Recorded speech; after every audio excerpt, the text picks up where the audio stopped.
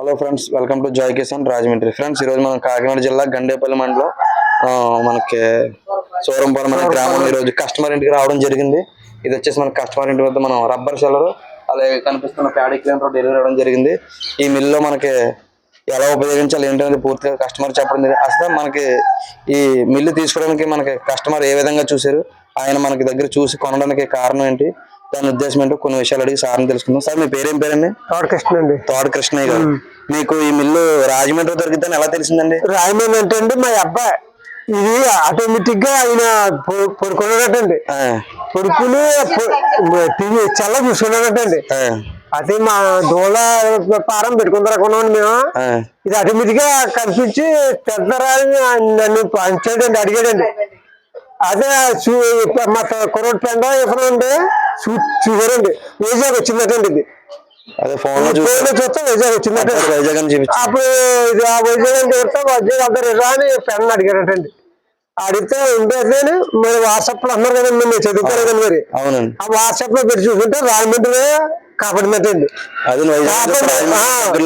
దగ్గరలో కదా పెండ మా కొరుడు ఆ పెండ ఇద్దరు అమ్మాయి వచ్చారు. ఇంకా కూడా వచ్చారండి డైరెక్ట్ గా. ఇంకా చూసి అన్ని చూసాడు, నాకు దిగి మీద వచ్చాయండి.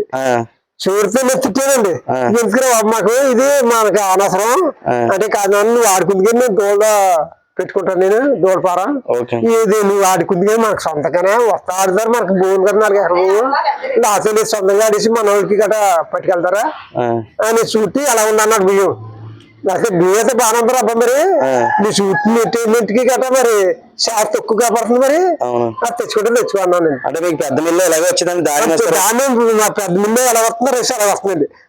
మా పెద్ద మిల్లుకి దీనికి తేడా ఏంటంటారు? పెద్ద మిల్లు దీనికి ఇప్పుడు అసలు తేడా ఏం కాపాడతారు కదండి. మరి బస్తా ఆడతారండి, అలాగా ఒక బస్తా. పెద్ద మిల్లు ఒక బస్తా ఉంటే ఆన్ చేయడండి. పెద్ద మిల్లుకి ఎన్ని బస్తాలు ఉండాలండి? ఆడాలంటే 10 బస్తాలు ఉండాలండి, 5-6 బస్తాలు ఉండాలి. చూడండి, ఒక 10, 5 ఇందులో ఎన్ని కేజీలు ఆడుకోవచ్చంటారు? ఇందులో మీ ఉద్దేశం ఇందులో ఏమోండి మరి మాకు 10 కేజీలు ఆడొచ్చండి. అదండి మరి అన్ని చెప్పాలి. ఓకే ఫ్రెండ్స్, చూసారు కదా సార్ మాటలోనే.